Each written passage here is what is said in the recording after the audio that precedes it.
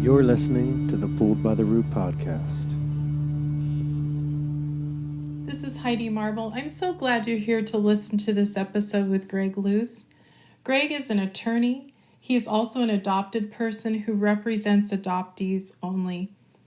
Greg is out there in the trenches fighting for adopted people to have citizenship, to have access to their own birth certificates.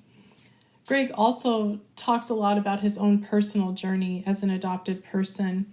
And in particular, what was so moving to me is when he spoke about the first time that he held his own birth certificate. And I hope for you and for all of us that we are able to have that experience in our lifetime. Enjoy this episode. Hello, everyone. Welcome to the Pulled by the Root podcast. This is your host, Heidi Marble. I am so pleased that adoptee rights lawyer Greg Luce is joining us today. I heard about him through Gabriel Glazer, who wrote American Baby, and she said, you must reach out and have this human being on your podcast. So I would like to read Greg's bio, and then we'll just jump right in. Greg is a Minnesota-based attorney and a DC-born adoptee. He is the founder of the Adoptee Rights Law Center and the president of Adoptees United Inc. He is a graduate of Boston University and the University of Minnesota Law, where he has been awarded the Justia Award for the most promising graduate of the law class of '93. He helps adopted people navigate legal challenges in obtaining their own original birth certificate, securing U.S. citizenship, and seeking information to which they are entitled. He also works to develop broader legal strategies to challenge existing legal frameworks that operate to deny adopted people basic and fundamental rights of identity.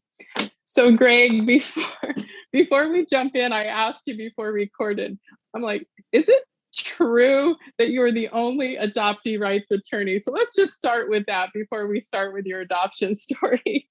It is true. I mean, I'm the only attorney that I know of that does this as my only work. I do this exclusively. I only represent adopted people, whether that's domestic adoptees or intercountry adoptees, and that's it.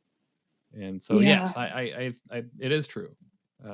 So I wrote on my notes, lone wolf. Yeah, and we can talk a little bit about what it means to be a lone wolf too. We can talk about that. But I think people have heard you. I know you're out there speaking and sharing. I think it would be really interesting, though, in case someone has not come across your work, to be able to tell us your adoption story and what led you to be an attorney representing adoptees only. Sure.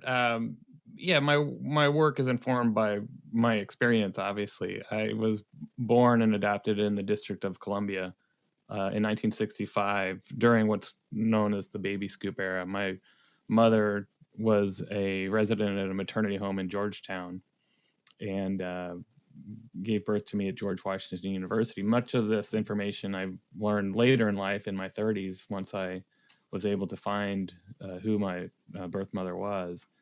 And that was a long process, and in some respects, a lucky process as well. It involved luck as opposed to rights. And the luck part was I had a child, my first kid, in the year 2000, and as it often does with adopted people, it prompts a lot of you look inside to see who you are, and for the first time in your life, you have someone who is actually biologically related to you. And I wanted to know more about that heritage I had that was inside of me.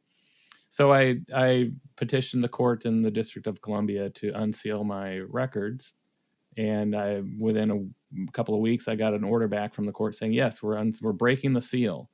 And I thought, oh, this is great. All I had to do was just petition the court, pay $80, and I break the seal and I get all of my information.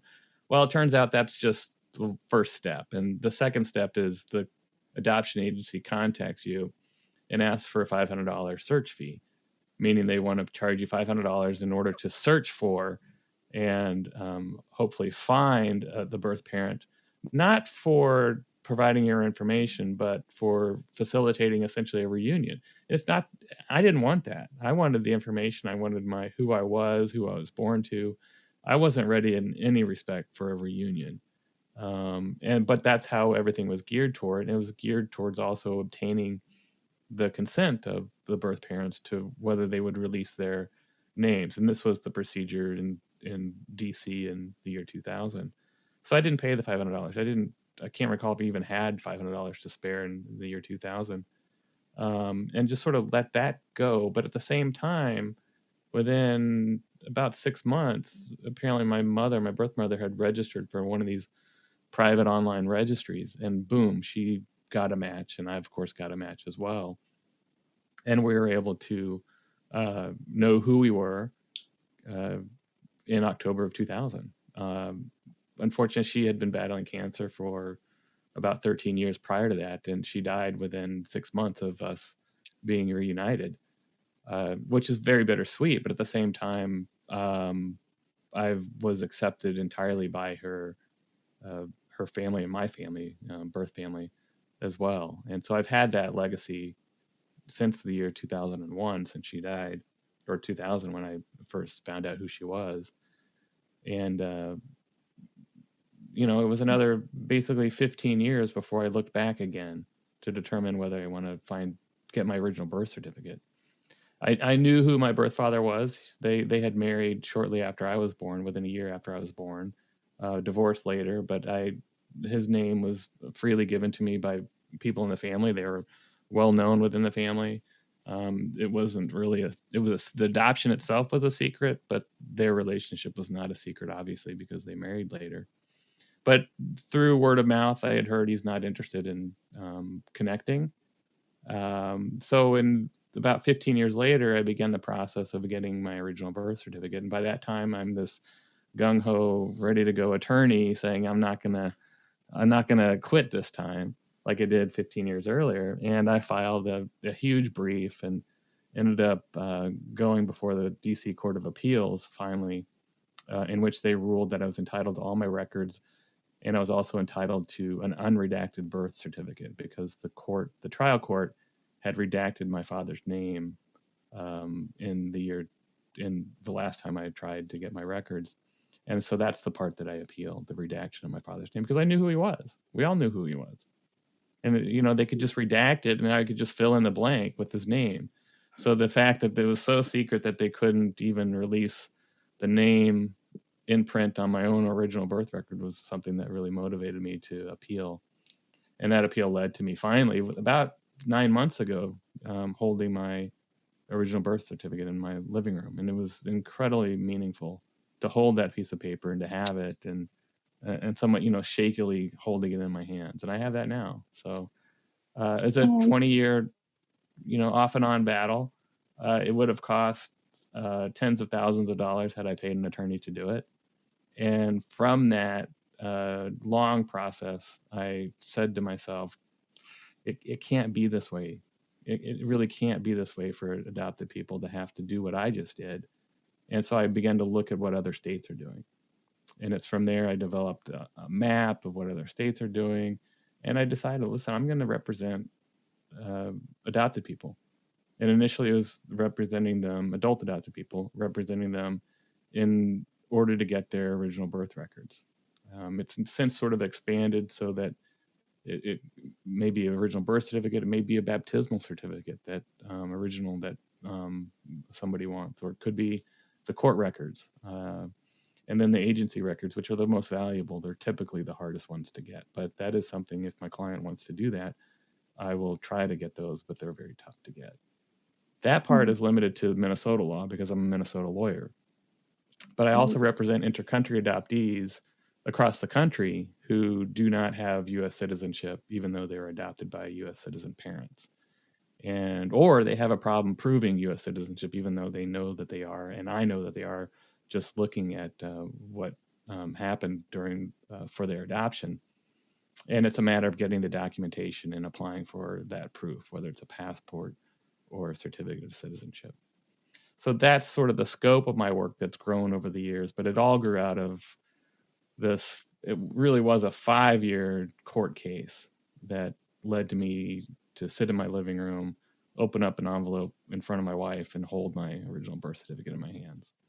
And by that time, my kid was, 10 or 12, and he had gone through most of that process as well. So he was there too as I held that, and they all understood how meaningful it was. And a lot of people don't, but it's one of those aspects of being adopted that you have a piece of information that verifies something that you may have known, but it verifies that, yes, you were born in this place to this person on this date, and it's something that's denied to you most of your life, but I finally had it. Well, thank you for sharing that, because I haven't held my certificate because it's locked in Arizona. Oh yeah. and I can't. I may. I know I see some stuff swirling around, but just the idea that you came so close to not knowing your birth mom. I mean, within 6 months, and so many adoptees, they struggle with finding original documents and discovering, and a lot of times it's too late. And that can be for multiple reasons, because we're feeling guilty about hurting our adopted families. There are so many layers to this. So it feels like such a victory if you can hold that piece of paper. And I think as I'm learning so much about this, Greg, because I am just, as a 55-year-old, understanding the impact that adoption has had on my life, and just realizing the gravity and the injustice of what is going on, that we are a group of humans who does not have access to our identity. And that is, it's really hard to wrap your mind around that. And I just want to say to you, aren't you tired? Like, you are the lone wolf out there. Well, explain to me, like, how do you, I guess the drive would be wanting people to have that experience you've had. I mean, obviously that'd be one thing, but I would really like to know what fuels you, because this work has to be exhausting. Has to be. I mean, in some ways, it's hard. I mean, there's multiple motivations. Partially there's anger there. Partially there's anger that I went through a process that's ridiculous. It's anger that my clients go through a process that's ridiculous, and it's because secrecy is sort of it becomes secret for the sake of being secret. And the insanity of some of the things that I deal with some of my clients, that motivates me, because it just should not be this way. And I'm fueled by talking with other adoptees that are in many respects like me. I get it. And so I think they're comfortable that they're being represented by an adopted person that also gets it. And that's very meaningful to many of my clients, is the fact that I am adopted myself. Because during this whole process of trying to get your records, there's a lot of humiliating responses that you may get from friends, you may get from the court, you may get from even a court clerk who is so trained that these records are so secret, and that they appear almost angry when you ask for help in filing a document that would ultimately release the record. Its secrecy is so built into, particularly the older records, is so built into it and so ingrained in the culture around adoption, that if you challenge that secrecy, even if it's a challenge to obtain records that are your own, it's an affront to that, how the narrative of adoption has been created, or the mythology of adoption has been created. And that affront, people take on that affront, whether they're adopted or not adopted, because they've been inured to the idea that there is super secrecy surrounding adoption and adoption records, even though those records are yours, even though it's your birth record. And that drives me too. I mean, injustice drives me. I've always, when I went to law school, I didn't have an intent to practice in corporate law or any of the what's called big law. I've always been sort of social justice oriented, and this was a fantastic fit for me to move into this area after I'd done so many other things in the law to represent adult adopted people, whether it's related to citizenship or their own identity documents. And so that motivates me as well. But yeah, it is. I mean, you say the lone wolf. I get a lot of support from all sorts of advocates all over the country. And so it's not, I don't think I'm quite a lone wolf, but I think anyone who's done advocacy work feels that way at times. And, I think before we came on air, I told you I want to quit sometimes twice a week, because it is exhausting. It is lonely at times. And you feel like you're operating in this tiny space, this tiny advocacy space that people outside of adoption don't really care about. And so you always question, well, am I making I think everyone questions this, am I making a difference in the world? And so sometimes you think, no, I'm not. I'm not making a difference, but you just plod on. And I think we all are collectively, but sometimes you forget that. It's important to put a little sprinkle of real on what's what's happening. And then you need to take breaks as well. Yeah, no, I think that's really good advice. I was actually telling someone today I have 2 speeds, 0 and 100, and neither one of those are good. You kind of need to strike the middle. But Greg, one of the things, you were talking about the humiliation. One of the things I hope to do with podcasting is to expose people to the reality of adoption so that they can change their mind about it. But that is not easy. Society, like you're saying, even clerks, they already have an idea. And what could you tell people from that perspective? What are the human rights specifically that are being, I don't know, violated? Probably. Like, how would you, if you were arguing this in court and just say society is listening, I just wonder what persuasive things you could say to get them to understand that adoption is not a fairy tale. Well, so there's two concepts there. Adoption as a whole, I think that's such a large discussion. I mean, you find even adoptees don't agree on the meaning of adoption or the impact of adoption.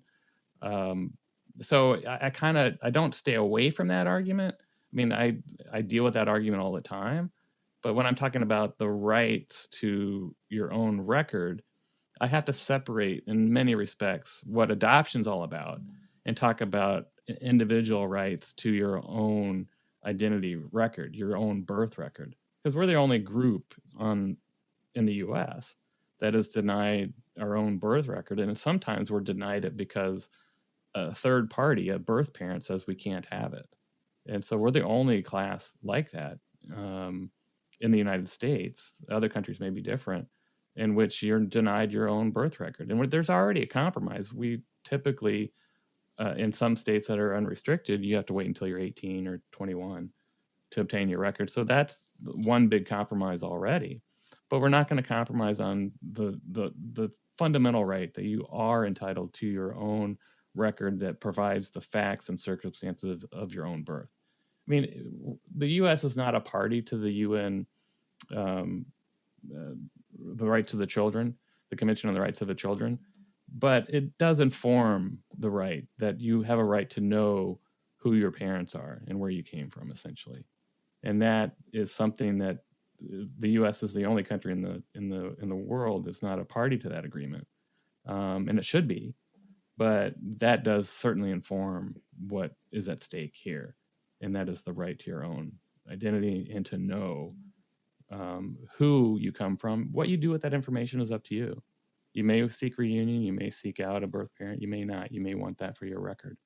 The birth parents may be deceased already, but you want to know where you came from, and you have a right to that. It's so surprising to hear that the United States is in that category. Yeah.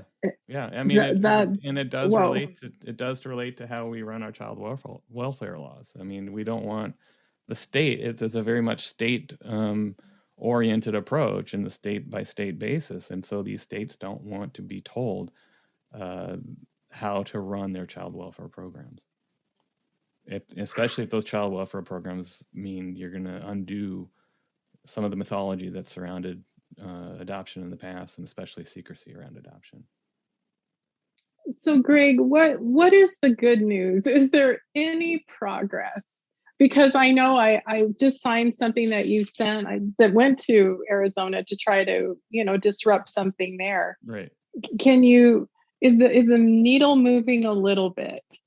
Yeah, I mean, anywhere. so we have good news in Connecticut. In 2 days that they will have unrestricted right to request and obtain their own birth record. Every adopted person born in Connecticut, and that starts July 1st. So that took years of solid, hard advocacy work by the state advocacy group there to do that. So that's good news. Arizona I don't consider good news. You're 55 though, and so you will likely be able to obtain your birth record upon request under the law that's it's a bill right now, but it's currently right before the governor, and I expect he'll sign it, and that'll go into effect at the end of this year. So That'd be amazing, Greg, because I found there was an article my grandmother sent me about an intermediary with the Supreme Court. right. And apparently she could look at my birth record and find my birth mom, but I couldn't.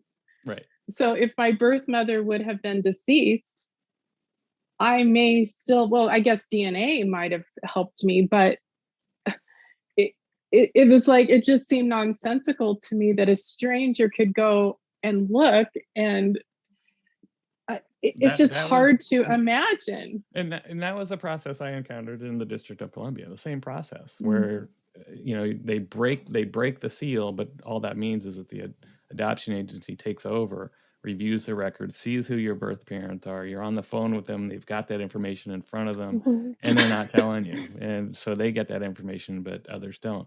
The bad news about Arizona is it's based upon your age. So those who were born after June 20th, 1968, through the end of this year, so through the end of 2021, do not have a right to obtain their original birth record. And they have to go through that same system you just described. They go through a confidential intermediary system.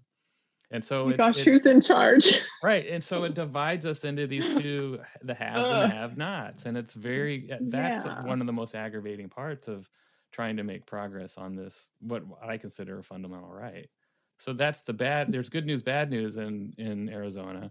There's good news, bad news in Iowa, where they've created a new right for birth parents to redact information on the birth record. But we have Connecticut. Massachusetts may pull it through this session as well.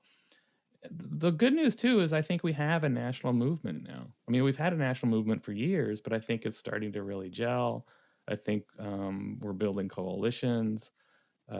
We're convincing people like you that it is, a fundamental right, and convincing people like you and others that, hey, yeah, I agree that we should sign off on this letter, and this is important, and I'll get involved. So I think we are seeing a lot more people getting involved. It's dealing with these half steps that are damaging to the movement. And you may agree, some people may agree, some adoptees may agree that it's okay to allow redaction if a large number of people get their original birth records unredacted, but it undermines efforts in all the other states by doing that, because other legislators will look at that and say, well, they allow redaction, we can allow redaction. And what I always think back to the 1950s, in which or the 40s, in which these laws that are in place in many of the states today were created. Who was there in the 40s and the 50s advocating for us to say, no, we can't do this. We need to allow the adopted person to have the record at age 18 or at the age of majority. Who was there at that time to make those arguments? Because now we're stuck with them. And so I say today, who is here today making the arguments that we must have an unrestricted right to the original birth record without these baby steps? And so that's how I view who is here and who is present today advocating for that, because that's going to affect adoptees in the future, and it already does. So well said, Greg. Wow, that hit. That was in the gut right there, because you're right. It's like if we don't, who? Right. And what is the call to action for those of us that are new? I mean, obviously I signed the letter being aware. What can we do to support the effort toward more transparency and availability of our, like you said, I think it's so beautiful, our fundamental rights to identity? Right. Right. Yeah. Yeah, and I think it's good to define it as a right to identity because it's much broader generally than just the birth certificate itself. And in fact, it includes natural allies like donor-conceived people around a right to Right. identity. If you frame it more broadly that way, and so we have a natural ally there with the donor-conceived community. Yeah, who are it's a impacted in bigger different net. ways. Right. Yeah. Yeah, it's a bigger So- net. I mean, that's science. I mean, that's a whole nother ball game. And then I think one of the things that's really shocking that you and I discussed a little bit, you were mentioning the citizenship element of this and how some adoptees, even though they're adopted, had no choice, are here and then denied citizenship. Right. And then they can't go back to their, Well, are they supposed to just shoot into outer space? I mean, what? Well, what's the plan? Well, they don't have the full benefit of citizenship. They can't vote. There's certain benefits they cannot obtain, and some have been deported to the countries that they never really knew. And typically, how is that possible, Greg? Like, was something not signed? I mean, how does this happen? I need a little bit of education here. How does that come to be? So initially, I mean, it wasn't really a big deal back in the past. Back in the 40s and 50s, citizenship and proof of citizenship wasn't as prevalent and necessary as it is today. But back in the day when intercountry adoption began, there wasn't a clear path to citizenship other than you had to naturalize as a citizen, either as a child through your adoptive parents or as an adult on your own. And if you didn't do that, you remained typically a legal permanent resident and were subject to deportation if you committed a certain crime or some other reason allowed the U.S. government to deport you to your country of birth. So they fixed that a little bit in the year 2000 and said anyone who is adopted has a final adoption either in the country of origin or in the United States would automatically become U.S. citizens upon that adoption. But that only applied to adoptees who were still children, who were still minors.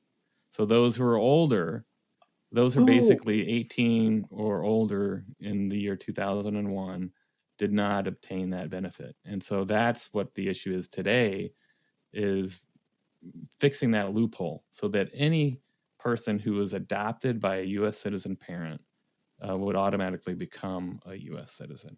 And we would apply that retroactively as well to those who still don't have citizenship.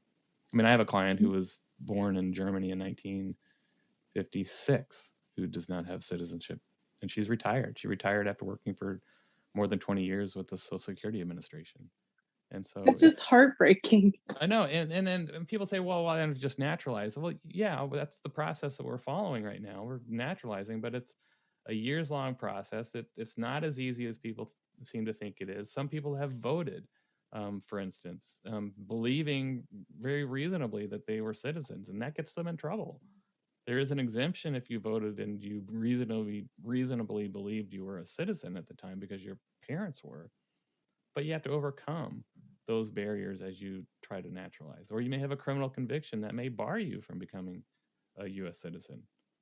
There's any number of issues that arise out of that. And then there are adoptees who came to the country not as immigrants, because that's what they're classified as immigrants, but they came on a tourist visa. Their parents got them a tourist visa, and so they're essentially not even a legal permanent resident. They don't have a green card. They don't have lawful status, and those are the most complicated cases. And there's quite a few of those too. So well, I can't even imagine. I always say there's neglect, and it may be benign neglect that people just didn't think about it, but it may be calculated neglect in the sense that we created this loophole in the law, deliberately created this loophole in the law, so that those who are older in the year 2001 didn't qualify for automatic citizenship. Well, I can't even imagine like how crushing and disorienting it would be to be brought here, raised here, deported back to a country where you likely don't speak the language, you don't have connection. And I mean, the human cost of that is it's really hard to wrap your mind around, Greg. Right. It really and is. even the human cost of those who haven't been deported is incredible to find out after years of believing you were a citizen that you're not, and you don't have the benefits of that citizenship either, and your status is somewhat in question, meaning that you don't have all the full rights and privileges of your own parents, even though they're the idea of adoption is you were born as if to your adoptive parents. So that's not true at all with inter-country adoption. Does that come as a big surprise to a lot of intra-country adoptees? Like, at what point would you discover something like that? When you're trying to vote? Like, it's typically when they need, Real ID has been the big issue. So when you apply for Real ID and you need to prove that you are a U.S. citizen, that's where it's really become the issue. Yeah, and that's where it's really being unveiled. That's where we're seeing a lot of these cases come out. Okay. Well, thank you so much for giving me a little class on that. I knew bits and pieces. And for those adoptees, I know you're not the lone wolf. We've established that, but you have to admit, Greg, that probably a lot of people are funneling toward you for help because of the path that you've chosen to represent adopted people. What can adopted people do? I mean, you are, after all, one amazing human being, but you can't help everyone. So where do adoptees turn if they can't have your representation? What does that look like for them? So is there anything they can do? Yeah, I mean, part of it is just sort of educating themselves about how the law works in their state. If they're motivated to do something about that law, working towards changing it. One thing that I realized pretty quickly in my work is that obviously I have clients, and what I do representing clients is sort of one client at a time. And so you don't make large changes that way. You look for cases that may ultimately become a court of appeals case that could change the law, but those are hard to find. And you also need a client that's willing to stay in that fight for 1 to 2 to 3, in my case, 5 years. So there aren't many clients that want to do that. So understanding that how limited it was to represent client by client by client, I, along with some other advocates, formed Adoptees United, which is a national nonprofit organization, and that's going to be intended to educate, to put on programs. It's going to be mostly rights-based work. It'll be around the issue of birth records, citizenship, identity. Other groups are doing other things around, trauma-informed therapy, things like that. That's Adoptees United isn't involved so much in that stuff. It's involved in the rights-based work. And that's the best way to sort of lean into that. Go to adopteesunited.org and sign up for updates, or, I'm working with people from Georgia, for instance, now, and forming a coalition that could work towards change in Georgia. We formed coalitions in the DC area, one because I'm very interested in that area as well, and have had some limited success so far in Maryland and having a bill pass, at least one pass the House, but not the Senate. And then California is the big one. I mean, California, I would if we could figure out California and change California, that would be a huge, major victory. And that's years away, but it's something that we're starting to work on as well. And so, I mean, we did New York. I mean, I was very much involved in New York, and that's one of the bigger ones. And Texas is with the Texas Adoptee Rights Coalition and others. Texas is getting there, but there's a pretty steadfast obstacle there that needs to be overcome. So these big states may help, California especially, but folks who are interested in getting more information, getting more involved, it's best to do it through Adoptees United because of the programming that we put on there too. Thank you for sharing that. We did 2 programs on intercountry adoption and explained the issue of why you don't have many intercountry adoptees don't have citizenship, and we'll continue to do programs along those lines. They're fun. Yeah. They're fun programs too, and that's the one. I'm sure you've heard people say this. That's the one sort of positive thing, if you could call it that came out of the pandemic, is that we've discovered that we can do things like we're doing right now, having these conversations online with 50, 60, 100 people and organize around those events. And so that's been really positive as well. Yeah, and it's amazing because it's allowed us to connect in a really unique way when we haven't been able to, because we live in different time zones and different states and all the things. Well, Greg, I know we're starting to get to the end here. I'd like to swoop back, thinking about you holding your certificate and talking about your son. And as a parent, I think, when you get that trigger to go seek your answers, becoming a parent is often one of those triggers. I always thought my adoption affected just me, and realizing that without knowing, having the right to know our origin, that also denies our children their origin. I was like, no, duh. This is not just for me, it's for the next generation. And I'm not saying that adoptees that choose not to be parents, it's not as relevant. Just for me, that was a shockwave. How amazing for your son to be able to experience that with you. And can you tell us a little more about adopting being an adoptee and being a parent, and what that's been like for you? Because for me, it's been really fear-based. Well, I think a lot of parenting is fear-based anyway. So, but what I found so fascinating by the intersection between being a parent and being an adoptee is, you mentioned this a little bit already. I became, I don't want to say I was selfish about my ancestry, but almost, like you said, I didn't realize it's his ancestry as well. It's like I would always say that I'm related to that person, pointing out on a family tree. And my wife would say to me, and so is your son. And so, oh yeah, that's right. Hello. Yeah, exactly. I mean, oh, okay, because I think you're so used to not having that shared experience that I don't even share it with I do share it with my kids, but not consciously. Yeah, isn't that interesting? Yeah, and so I don't know how many times my wife has said, and your kids too. It's like, okay, yeah, you're right, yeah. It's really something to think about and to expand our thinking. So thank you so much for sharing that. And Greg, is there anything that we didn't talk about that's really important to you? Maybe something that you're working on right now? Anything that you would want our audience to know? And we're trying to reach out to a broad spectrum of people, so you can keep that in mind. There's a couple of things. One is it's really hard work to stick to the basis of a fundamental right to your original birth record. It's really tough because the idea when you go into legislation is that you need to compromise on legislation.